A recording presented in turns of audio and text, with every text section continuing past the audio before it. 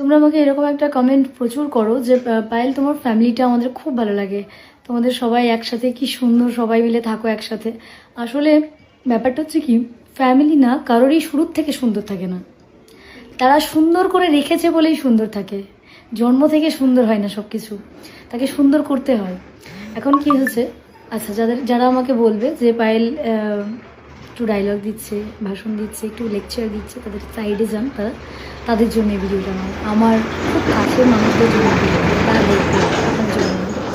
তো আমি যেটা বলছিলাম, একটা ফ্যামিলিকে একসাথে রাখার জন্য যে কত কিছু কম্প্রোমাইজ করতে হয়, স্যাক্রিফাইস করতে হয়, হ্যাঁ, কত কিছু করার পরে গিয়ে একটা ফ্যামিলি একটা হয়, মানে একটা পরিবারকে কত কিছু দিয়ে বেঁধে রাখতে হয়, সেটা যারা রাখছে, যারা রাখে, ইভেন যেটা হয়ে আসছে প্রত্যেকের সাথেই হয়। আমাদের এটা করতে হয়, সেটা আমাদের সবার সাথে যে ভালো বন্ডিংটা এমনি তৈরি হয়নি। আমাদের যে ভাই বোনেদের এই ভিডিও দেখে সবসময় এটা মনে করলে হবে না যে শুধুমাত্রই এদের একটা ভালো বন্ডিং, আমাদের মধ্যে প্রচুর ঝগড়া ঝামেলা হয়, কিন্তু তারপরে গিয়েও একজনও একজনকে ছাড়া থাকতে পারে না, একে অপরকে ছাড়া কেউ থাকতে পারে না। হ্যাঁ, এটা একটা কথা। তারপরে হচ্ছে আজকে আমার সামনেই কেউ একটা ওদের কথা বলবে, আমি কোনোদিনই শুনবো না। ওদের সামনে আমার কথা বলবে, কেউ শুনবে না। এই যে ব্যাপারগুলো আমাদের মধ্যে যেটাই হোক না কেন, কিন্তু সমস্ত কিছুর পরে গিয়েও যে একে অপরের সাথে যে বন্ডিংটাকে ঠিক রাখা, এটা করতে পারলে তবেই ঠিকঠাক হবে। তুই আবার আসবে এখানটায়।